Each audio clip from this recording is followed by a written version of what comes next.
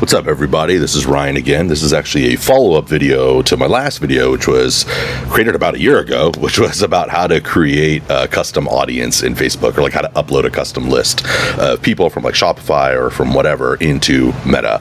So here's actually how to run a campaign where you're targeting them. So first and foremost, you're going to be in, well, I'm in a dummy account right here, but you're going to go to business.facebook.com/ads manager, or you can go to adsmanager.facebook.com/ads-manager/audiences, which will take you right here to the audience section. And then this will be where you actually upload it. So here's that one dummy list I created like a year ago. This is the actual import that I did. So what you want to do next, after you've made sure that you've uploaded it in there and that it's ready, right? It takes about a day or so after you upload a list in here for it to be ready to be used. You can target this list specifically, and here's how to do that. You're going to go to campaigns. And here is where you can create a campaign. So this is where you can either create a campaign, or if you already have a campaign, you'll see one running in here, and you can create a new audience or ad set in there. Really, the way you got to think about things here is you have ads, which are, you can have multiple ads. All those ads can be grouped into ad sets, which is one step up. This ad set is where you have like your targeting, your demographic, your age, and all that stuff. And then all of your ad sets can be grouped into campaigns, which are your overarching campaign. So I'm going to start that off with just how to create the campaign here. So you'll go to create. You get presented with this mumbo jumbo. Essentially, most of these are going to be kind of pointless, regardless of what Meta says. Most of them are pointless.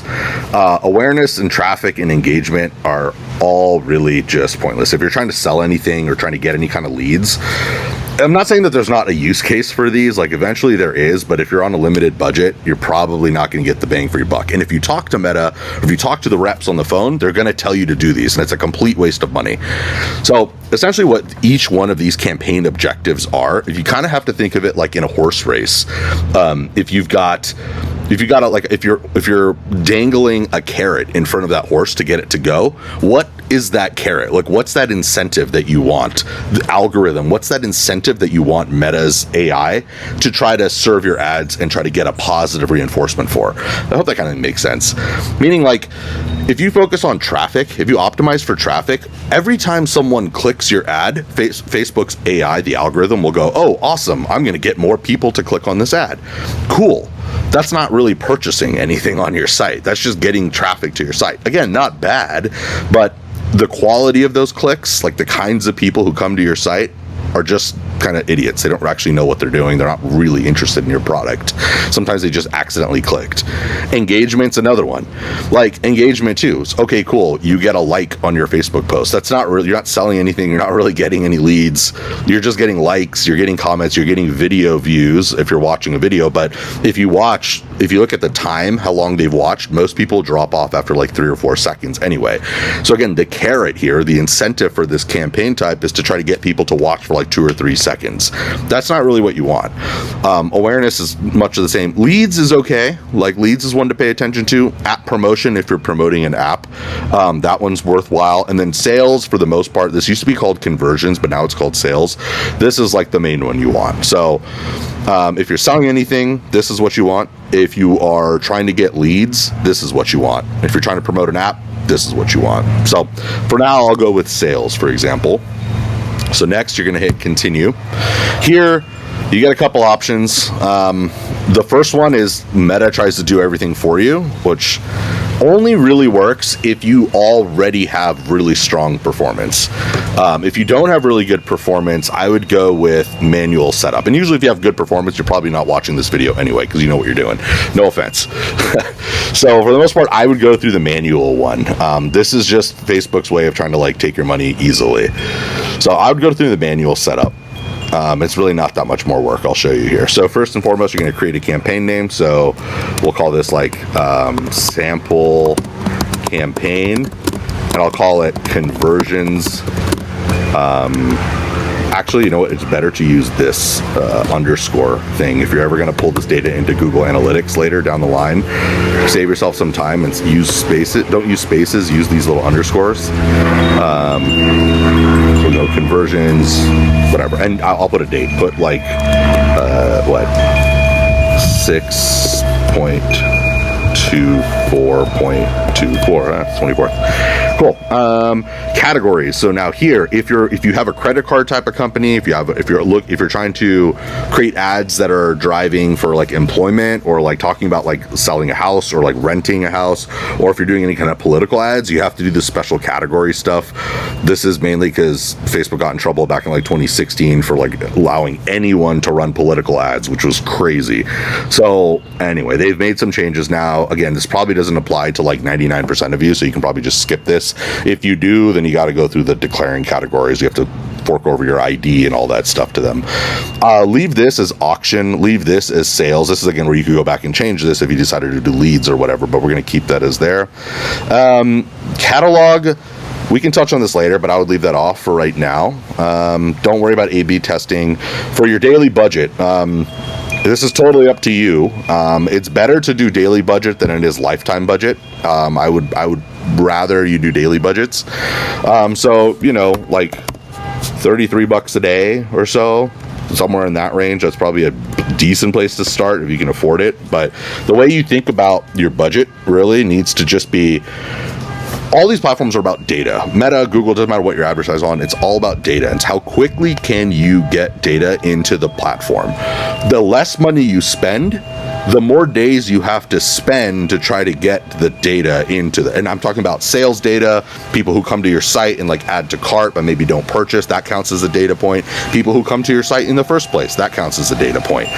People who click on your ad, that counts as a data point. People who comment on your ads, those are all data points. The more money you spend, the faster you get that data. The less money you spend, the more days you have to spend to accumulate a similar amount of data. So that's just one way to think about it. If you're really starting off new though and fresh, you need to have, you're not funded by a lot of money, you're not like taking a lot of big clients a lot of money to practice with and play around with. I really wouldn't start with any less than like 30 to like 40 a day. Any less than that, like it's just going to take a long time to gather any kind of data. And then even when you gather the data, it won't be like significant enough to be able to determine whether was this just a fluke or was this actually meaningful. So I would at least start with like 30, 33, somewhere in that range, you know, a day if you can afford it, and try to let it run daily. And then pretty much leave the rest of this as is. So now you've set up the campaign. Here is like where your actual ad set is. So next, you have a couple options here. If you're selling on a website, if you're selling a product, then you're going to go website. You can go just to your website. If you have connected Shopify to Meta and you want to run ads so that people can either purchase on your website or through Facebook Shop or Instagram Shopping, then you can do website and shop. It's really up to you. I think for now we're going to keep it as website just because you have a little bit more control over what your website looks like. And I feel like a lot, unless you're selling a really cheap item where people can impulse buy, people will impulse buy on Shop all the time because it's kind of like next to the register at the grocery store where you can just pick up a pack of gum. It's really easy to buy. But anything that takes more time to think about buying, like let's say I have a client that sells very high-end fireplaces for like outdoor fire pits. No one's gonna buy a $3,000 fire pit, you know, in a shop. More than likely they're going to need to go to your website, research it, understand what the warranties are like and stuff. So I would select website in those cases. Again, if you selected app earlier, then you could or if you optimized for app downloads and stuff, you would select app here. And then these calls and messaging are if you're doing like message specific. This will look different if you selected leads. If you selected leads, you can either send them to your website or you can create what are called lead ads, which maybe I'll do another video on later. Here I would maximize the number of conversions. So this is just all about volume. How many sales can you get? This one, maximize value of conversions, are, let's say you're already getting a lot of sales, but now you really want Facebook to again, this is where that carrot analogy comes into play. Can you can you optimize the algorithm, not just for the people who buy your products, but for the people who spend the most money on your site, meaning they buy not just the base product, but they also buy the upsell and the upsell and the upsell, or, you know, they buy the long-term subscription or something like that. But that only really works if you already are getting like 50 purchases or more a week. If you're getting 50 purchases or more a week, and Facebook is so used to gathering all this data and learning all this stuff about you, or about the kinds of people who purchase from you, it will be able to differentiate more between the kinds of people who buy the base level product and the expensive product. So for now, I think for the most of us here, most of the people watching this video you're just gonna optimize for conversions here. You could also optimize for these other things, but again, this is kind of BS, because you don't care whether people are optimizing for link clicks. Like, you don't want to give the incentive to the algorithm just for people who are clicking links. Same thing with landing page view. This is people who, the difference between this, by the way, link clicks are anyone who clicks the link on the ad to go to the website. This landing page view is anyone who actually waits for the page to load. So it's very, very similar between link clicks and landing page view. Link clicks are basically like misclicks. Landing page views are people who actually like went to your site and maybe like loaded the homepage and maybe looked at the contact us or looked at a product page or something like that. But again, I would stay away from these unless you really, really are getting no success with these at all. So that's what I would do there. Maximize number of conversions. Now here's where you want to select your pixel. Now your pixel is basically data points, data that sit, or it's a line of code essentially that sits on your website that then tracks what happens when people come to your website and people who are purchasing or looking at products. It tracks all that and it sends that data back to Meta to help that feedback loop happen, to help that incentivization of, I think that's a word, incentivization of the campaigns and the algorithm, so that it's actually chasing the right event that you want. Now know that as of like April of 2021, there was a lot of privacy stuff that went into play. That's why when you go to most websites, they all ask you, do you want to accept tracking cookies or not? Almost everyone clicks no on those things. So people who aren't opted into tracking are going to be a lot harder to track. So you might end up actually getting purchases that just don't show up in Facebook or in Meta because those people opted out of tracking, right? So a long story on that, but bottom line is take the data that you get on Meta as directionally accurate, meaning don't think that, oh, Facebook says there was 5 purchases this week, but Shopify says that there was 7. Where did those other 2 came from? Very likely all 7 came from Meta. It's just that 2 or 3 people, decided to opt out of tracking, and so they won't be tracked that way. So that's the only downside. But regardless, I'm going down a rabbit hole. What you want here is to select the pixel that you currently have installed on your site. If you don't know how to install a pixel, I'll probably make another video and link to how to do that. But really, if you're on Shopify, it's super easy. You just go to the apps, little Shopify apps, and then install the Facebook app, or I think it's under marketing, Facebook marketing, and then connect there and just follow the instructions. It's really simple. So I'm going to select this one here. Dynamic creative, you can leave this off for now. We'll go into that maybe in another video. Here is when you actually want to start your campaign or start this ad set. So let's say you don't want to start at in the afternoon. Let's say I want this to start tomorrow at 4 a.m. Pacific time. What's that? 4, 5, 6, 7, 3 hours ahead East Coast time. So that's probably decent. It doesn't really matter. Here's where you could end it on a certain day if you have a sales or promotion thing that you want to end. I'm not going to have that on there. Budget scheduling. Let's see. This is kind of new. I wouldn't mess with this too much. The idea here is that on certain days, if you know that every Friday you get a spike of sales, or if you know that you're going to be running a sale during this coming weekend or something like that, you can try to schedule it so that you spend more money during those peak hours. But I haven't seen the best success with this. It's a new product, so maybe it'll get better, but for now I would just leave it as is.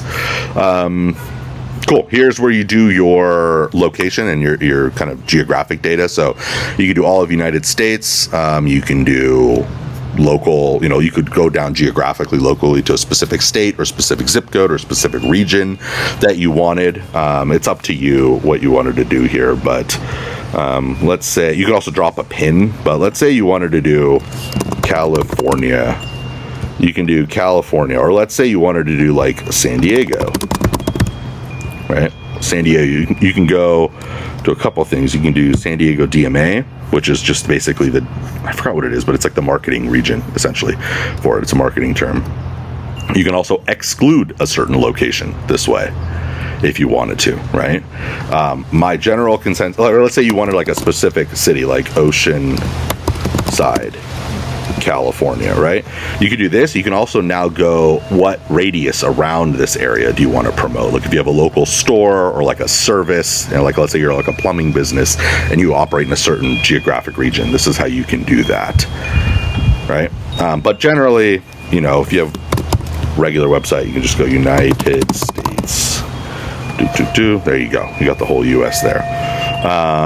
You can also add locations in bulk. If you have very specific zip codes, you can upload those as like a zip code list. Here is where Facebook tries to get you again with like the Advantage Plus audiences. Sometimes this works, sometimes it doesn't. You really need to like test both of these.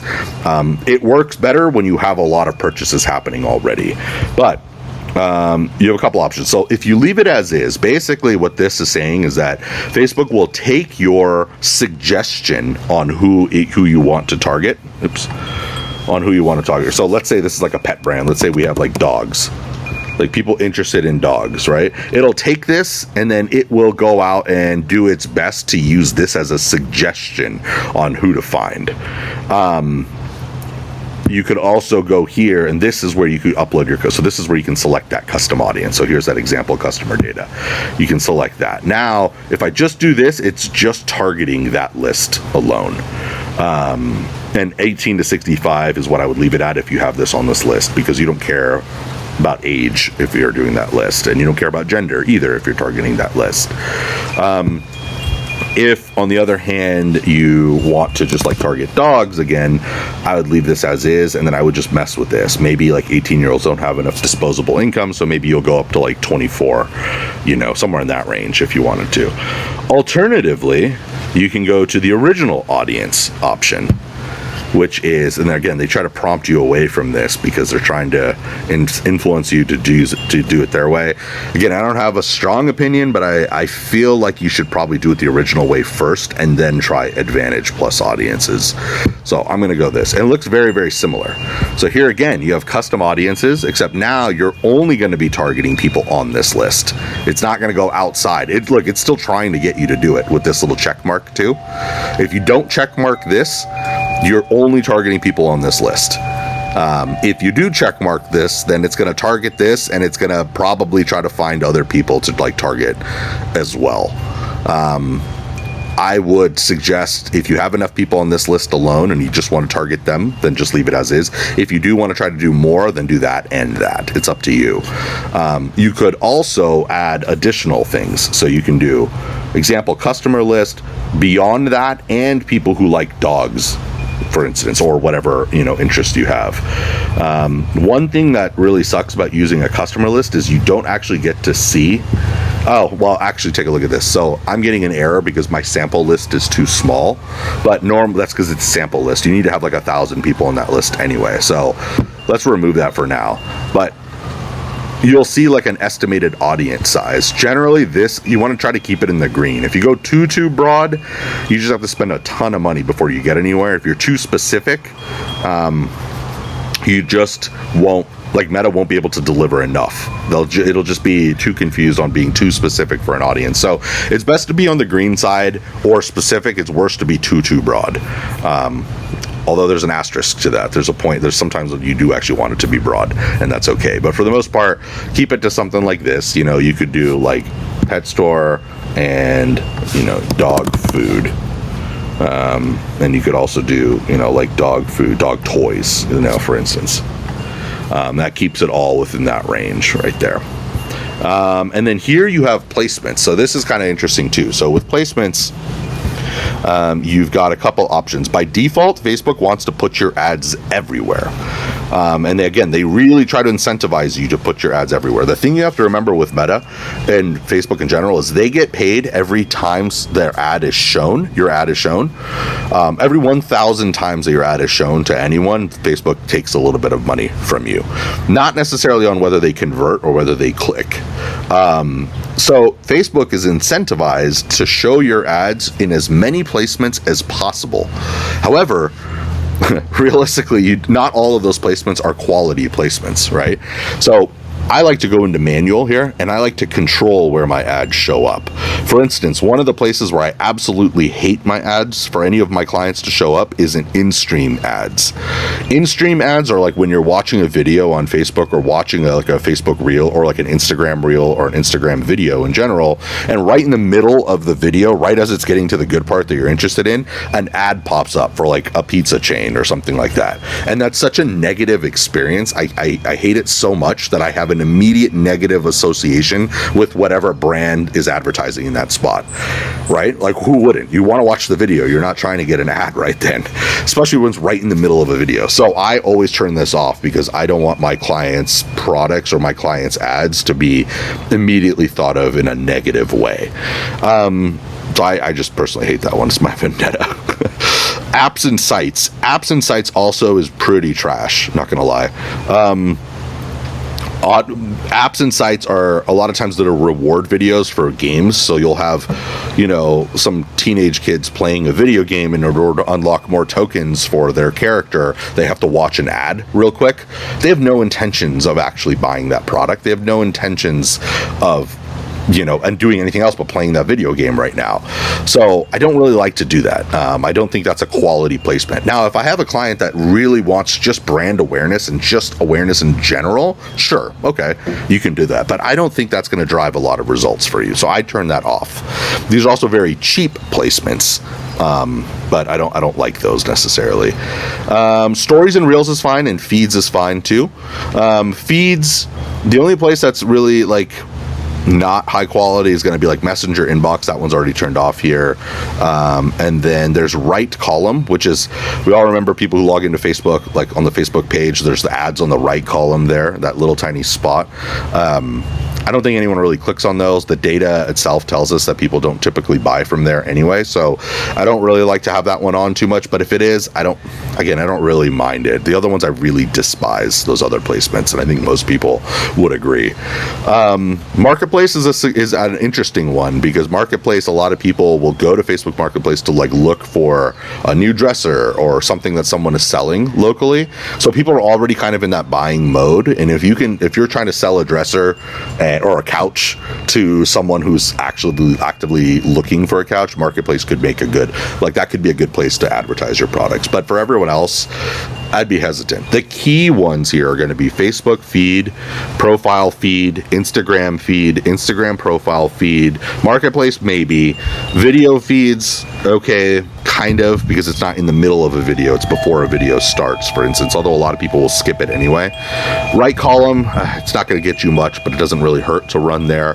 Instagram Explorer, some people really love the Instagram Explore page, so go for it if you want to. I'm not really a huge Explore guy, but some people are. Same thing with Explore there. Stories and Reels, those are all pretty much fine to keep. I don't know why that one's turned off. That's definitely off. Search results are good, because anyone who's actually searching in Facebook or searching in Instagram for whatever topic, you want your product to show up there for them. Like if they're looking for dog toys in this example, you really want dog products to show up there. And then messages, I think that's actually off because we're not running a message campaign, and then definitely turn that one off. Disregard this. You just almost leave this as is, really. And that's how you do targeting. So again, key thing here is going to be whether you're using a custom audience. This is where you would select that custom audience to use, or you could exclude them. Let's say these are all your past purchasers and you don't want to show your ads to past purchasers. This is where you would go to exclude them from that list, so that you're not showing your ads to people who've already purchased. So that's that. I guess while I'm already here, might as well show you some ads here. So this is where you want to preview your ad. This is like a page, right? Facebook page here. You have create ads. You can manually upload your ad, or you can pull from your catalog. Catalog ads are if you're connected to Shopify and you have a variety of products that you want to let kind of the algorithm automatically pick and choose and display a product for that person, then you would select catalog. We can go into more depth on that since it's a little bit more complicated to set up. But for now, let's say like manual upload. You can upload a single image or a video. You can do a carousel, which is where you have multiple squares and you can like slide through them. Or you can do a collection ad. I also don't really like multi-advertiser ads. Facebook, again, wants to show your ads alongside other advertisers, but more than likely, they're going to show like my dog toy ad against another advertiser's ad for dog toys as well, or right after someone purchases dog toys. I don't really care if my ad gets shown right after someone already purchased another dog toy. They're very unlikely to buy my dog toy now, right? So I play around with it. I don't really like to run it too much, but just kind of my thoughts on it. And so here you would put your website. So let's go like, www.google.com, for instance. Here's where you would add your media or select from your existing media. So here we have some like photos, that you could run. So these are really bad. We're going to go to video. So I already had some videos made. And here is where you can select which video you want. Now, if you have a 9:16, which is the real size and the story size, by all means, replace this video with the proper sized one. If not, a 4:5 video is pretty good because a 4:5 can fit in many different placements and it won't get absolutely skewed. So if this is not a 1:1, but this negative space on the left and the right here will automatically be filled up by Meta with color. So it'll look decent, all right. It'll look decent anyway. So we'll do that. Let's see, it gives you some options here to select a thumbnail or let's see, what is this? Oh, relevant comments. I like to leave that on. Visual touch-ups is sometimes weird. Sometimes it'll change like the actress's hair color randomly to like green, or it'll skew the colors in it. So I really don't like that visual touch-ups. Text improvements I would leave on. Catalog items, if you have your catalog connected, like in this case, you can see they do. So they have different colors for those clippers, right?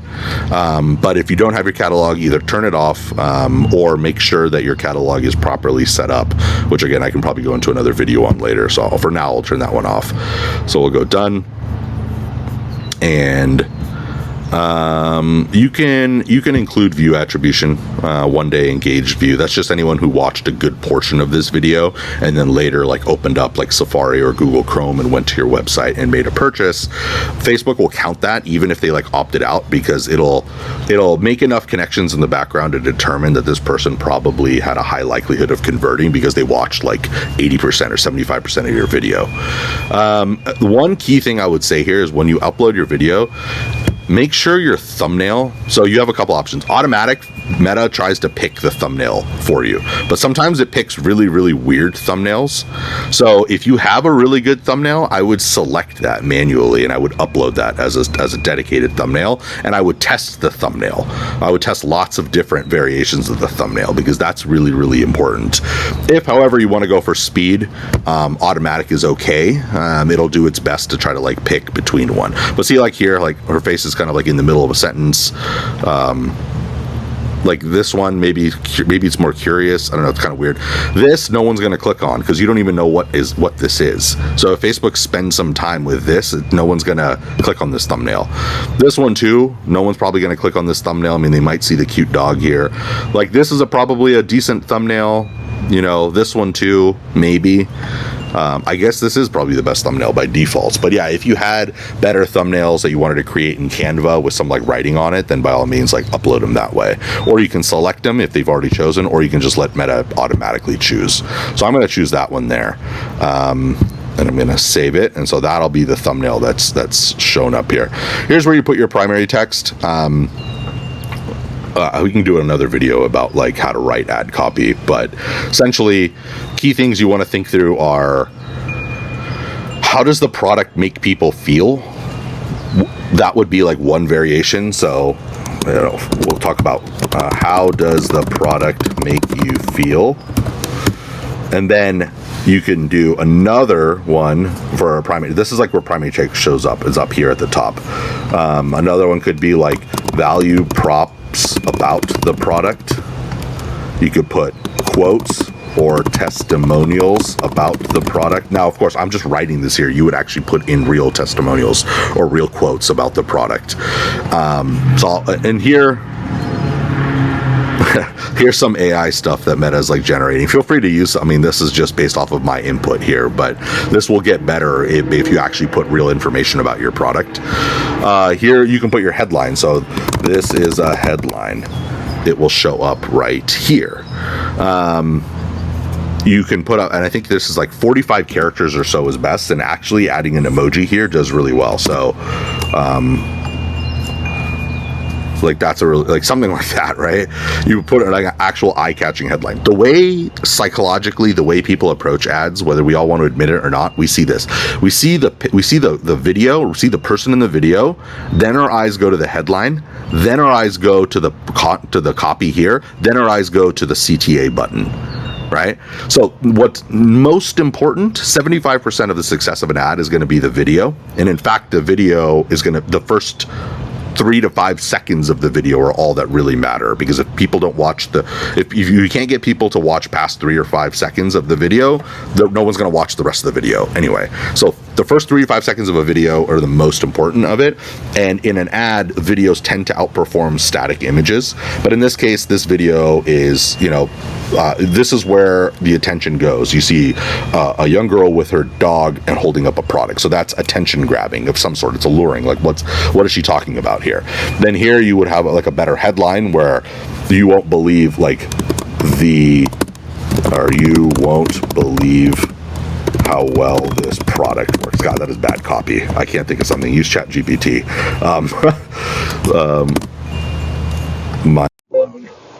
Right? Something like that. Oh gosh, it's copying my text. I don't want that.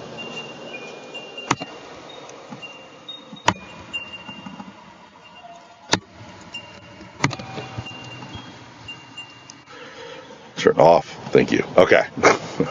Oh no, it's still going. Hold on. Sorry for the technical difficulties there. All right, so that's what you do there. And then we have description, which will sometimes show up and sometimes won't, depending on how much text you have here. So, best dog clippers. Let's see. So you'll see it sometimes here. This preview is kind of lagging right now. Generally, it's not super important to keep a description there, though. And then last, you have your call to action. So your call to action is going to be what this button is. Some of these will work. Some of these will not work as well. Generally, the key ones you want are shop now. I like shop now because it immediately tells people that this is a product. And also the character count here, SHOPNOW, the 7 characters right here, are smaller than, for instance, learn more. And by having less characters in that actual button right there, it allows you to put more copy in the headline here. So you're limited. The character count is fewer on this space. And see, I'll show you an example. If I were to keep talking here, it'll do the little ... See that? So you might run into that depending on how much copy you put there. And by having shop now, or shop now, you have a few more spaces for a couple more characters or an extra emoji or something like that. And then make sure your website is set up and go into the proper places there. Make sure you turn on tracking for website events. This is absolutely critical. You have to make sure that's turned on. Otherwise, you won't see anything there. URL parameters we can get into in another episode or another video, which is just about how, if you're using like Google Analytics, how this data is being imported to Google Analytics later and being tracked properly. Cool. Make sure you name your ad properly, of course, and make sure you name your ad set properly so that you can later reference it again. And you can test different variations. If you have this one set up pretty quickly, you can just quickly duplicate and now test like a different video, right? We could find another video, maybe this actress. We'll just leave that else is now. And then, of course, I forgot to mention with the headlines, you can add multiple headlines. And essentially what's happening here with the text and the headlines is Meta is going to be testing the variations. So it might combine this headline or this primary text with this headline. Or vice versa, right? You might have different headlines and different ad copy being mixed and matched together, and ultimately you're going to get to the best results, or Meta's going to find the one that's producing the best performance. So anyway, that's a long way of showing you how to target that custom audience, but at the same time showing you how to build a campaign in Meta. And hopefully that helps. And yeah, let me know what other questions you have or what else I can help with. I've probably managed going on 150, maybe $200 million in ad spend for a variety of clients for over the last, God, I really got into this around 2014 or so when I first launched my first company. And I really accelerated, I'd say, in 2017 after I sold that company and started doing this for a lot of other clients as well. And yeah, let me know what you think. Let me know if you have any questions. Let me know how else I can help. That's it.